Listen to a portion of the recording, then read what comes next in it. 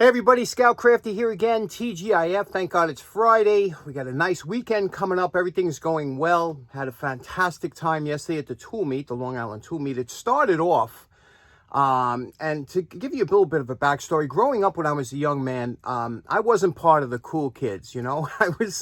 There was two groups of kids, right? There was the cool kids and there was the dorks, and I was one of the dorks, you know. I was a chubby kid who didn't fit in with everybody else and not the cool kids anyway. And the cool kids, while they were out having parties and dating girls and stuff, I was home and building radios and bicycles and model kits. So I do believe that the dorks later on in life, it was actually a blessing. I'm kind of very happy that I wasn't one of the cool kids because it helped me develop a lot of the hobbies that I enjoy now. But one thing I have to remember, when I was younger, as a dork, and some of you might relate to this, there was always some people that accepted you, and treated you like a normal kid. And it just so happens one of the guys that I grew up with, who was a little older, a couple of years older than me, and the rest of us dorks, he treated us like we were normal kids, and we never forgot that. And it just so happens that after 40 years of not seeing this gentleman, my buddy Brian hooked me up with a meeting to meet up with him, and he's a big executive over at UL, Underwriters Laboratories, and and he arranged for us to do a tour of the laboratories here in Long Island.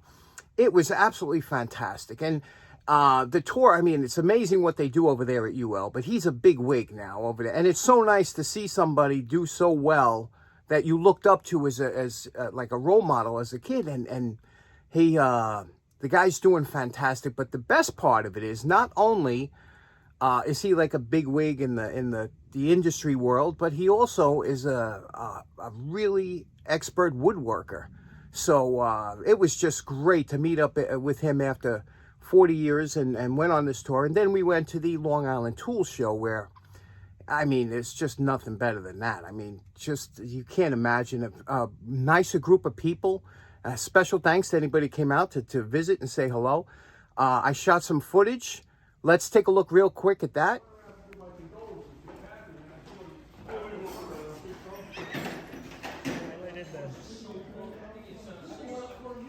You selling me?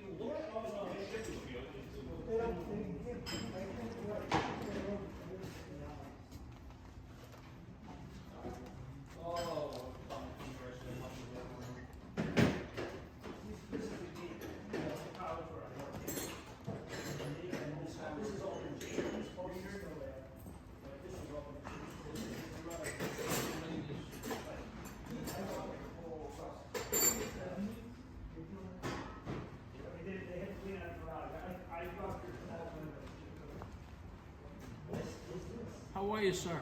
Good. How's everything I'm going? going to show you a couple items. You brought some show and tell? Oh, yeah. Is that for sale? You see them? First ratcheting wrenches. Humongous snap-on box. They're hard to find sometimes. You ever think about vices? That's a nice vice, huh? Yeah.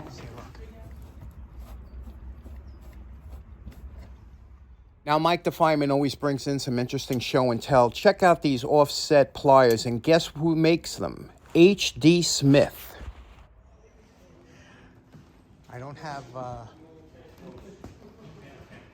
look at this. Got good stuff today, Bruce. You're digging deep. Digging deep, yeah. Look at that mill. Yeah. Wow. You're at the mill, take care of it, right? The mill what?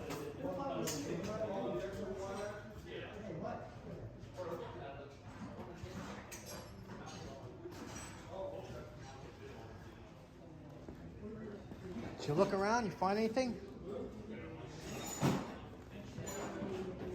We're selective at this point. We don't, now we have quantity, now we look for quantity, right?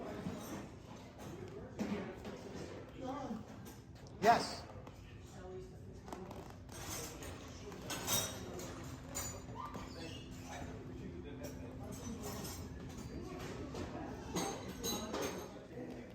Now, Chris always puts, he always brings some great stuff. Everything on this table is $5, and there was so many really good tools on this table. But what's really interesting is my buddy Andrew picked up this sign that says $5 because it had a really good piece of wood there. A new mascot for the Teach Tool Show. Hey, hey, hey. But just like Charlie, doesn't he?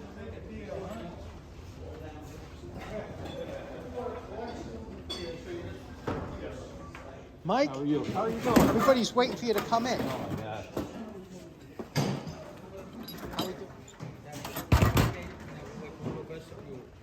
I got more.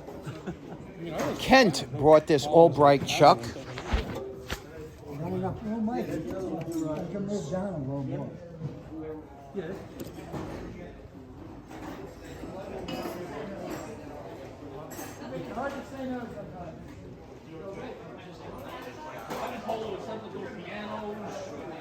Now, as you know, I'm not buying tools anymore, but, you know, what kind of maniac could go to a tool show and not bring something home?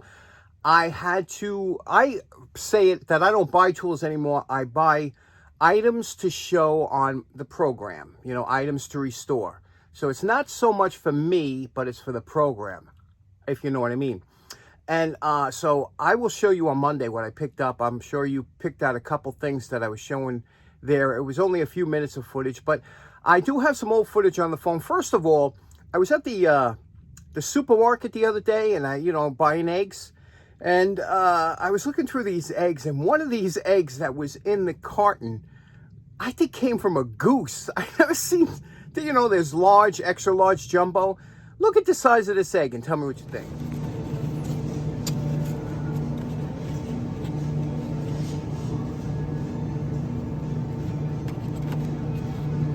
Okay, next up, I thought this might make for some interesting content real quick. My buddy Brian, his son is a police detective, and Brian bought him a badge, just one of these.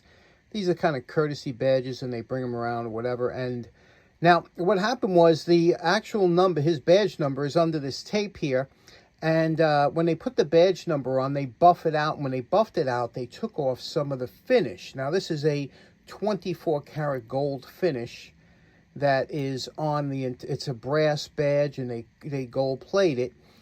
But what happened was, you could see they buffed out the frame around the number. And because that's, buffed out, Brian said, what can we do anything with that? And, it's two-tone. So now, as much as you polish this up, brass is just going to get it turns almost like a silver when you keep polishing it. It becomes so shiny. But we want to get that yellow back, that goldish color. So, which... I mean, you could try and get it gold plated. It's not one of those things you would do. So I'm going to try and do is use that Tamiya X clear paint. I have it in yellow. We got nothing to lose, right? I think we might be able to, can you see that? We might be able to get that tone back. So let's try it. Okay, so here we go. We use the clear yellow, and you can see it's just a little bit darker than the outside. But, from a few feet away, it's hard to tell. But I think it's much better than the silver. What do you think? Anyway, so there we go with that. Okay, I was getting some entries from the challenge that we're doing now, the 2x4x12 challenge, and great entries. And I was thinking about one of the early challenges we did, and that was we did a Stanley 199 challenge. But every so often, I like to do a utility knife just because they're fun to do. And I'm telling you, you can customize these. You can do all kinds of things with them and have it just a good time. So here we have I believe General made these, but this one here is not marked. It says made in the USA. Now, these were made from like a zinc, kind of an alloy. And they always would tend to get this kind of chalky appearance to them. And they were decent knives. These were probably the most generic common utility knife you'll see. But like I said, it's a good knife to do, when you see these at a flea market for 50 cents or 25 cents. They're just fun to do, to customize and practice.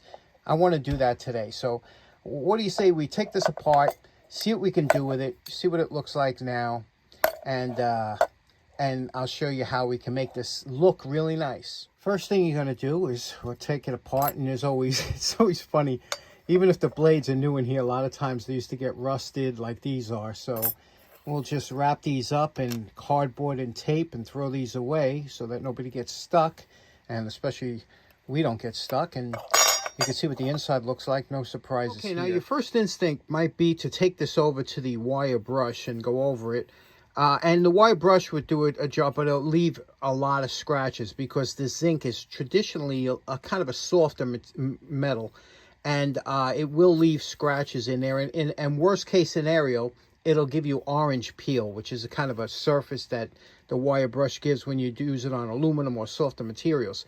So ideally, the best thing to do with this is to give it a quick washing with some soap and water, and then take it to the fiber wheel. Okay, we did an initial cleanup on the screw. You see here, we're going to have to go over that because it was a little pitted from rust, so we'll go over that.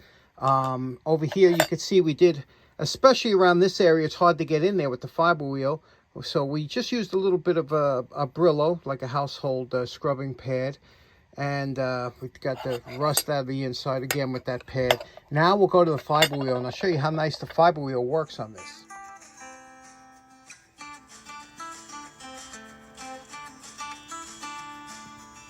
Here you can see the difference the fiber wheel makes, and you see on the left we just did it with the steel wool light going over, but here on the right the fiber wheel really brings out the shine on these cast knives. Now when you get to this point, you want to make sure your fit is okay. Now if you notice, we have a little bit of a, if I squeeze on one end, the other, you see that? It's a little bit open, so that means it's a little proud in the middle of the knife. So here's what you have to do is you have to, this here, they don't really address this too much at the factory, but you have to take a file and very carefully take a little bit off the middle where it's touching, where it's rocking on both sides and keep fitting it until it gets together and it's solid one piece.